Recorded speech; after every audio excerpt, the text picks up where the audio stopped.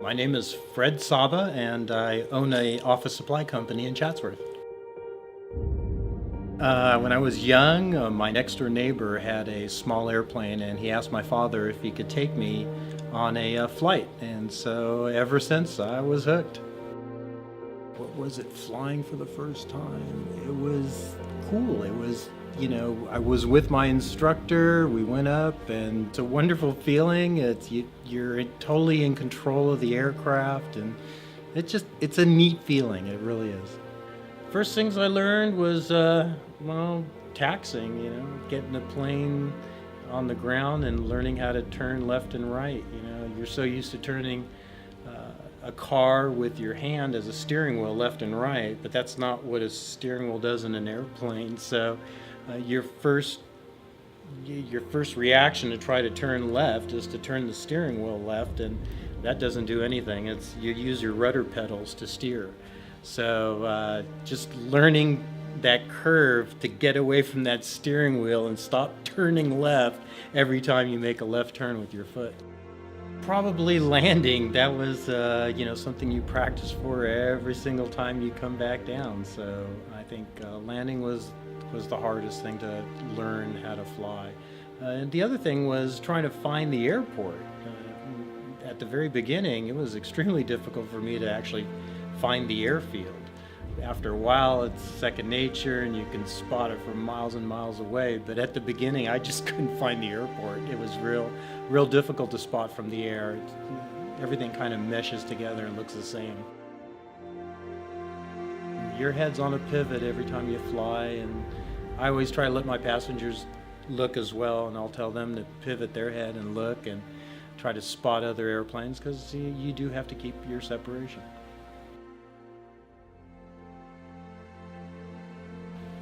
Catalina's an interesting airport to fly into.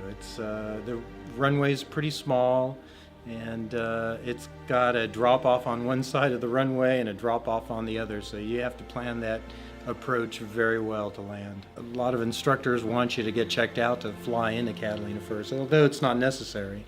It's just a tricky runway to get into.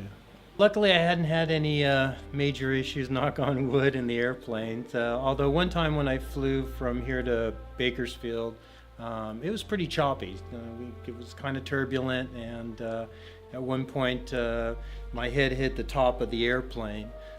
So that's how much it jumped up and down. But I mean, it was fine. It was something that we anticipate, and you kind of prep for. So never happened to me in training. It happened to me after I was a pilot, and again, something you were ready for.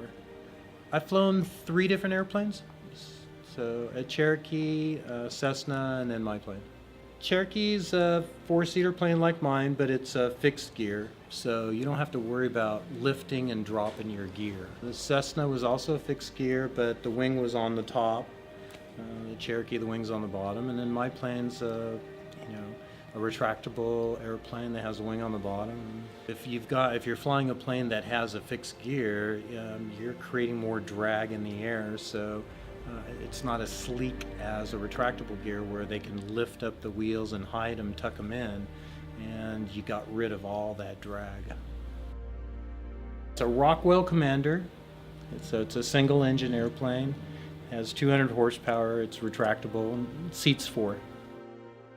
I take it around the world, why not?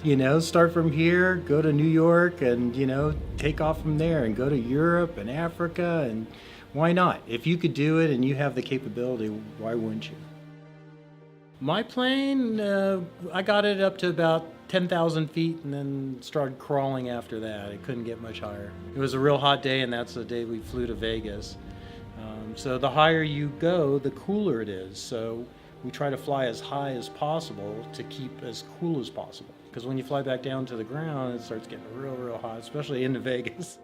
The FAA rule book's about that thick. Yeah, there's a ton of rules. Yeah, there's a ton of difference, and there's a ton of difference in rating too. So I'm rated in what's called a single engine land airplane. So I can only fly single engines that fly on the land. I can't fly a seaplane, for example. Maintenance on the airplane has to be done. They call that an annual. It's typically done every year. If your plane's commercially rated, it has to be done every 100 hours. So, yeah, I think eventually I'd probably like to instruct.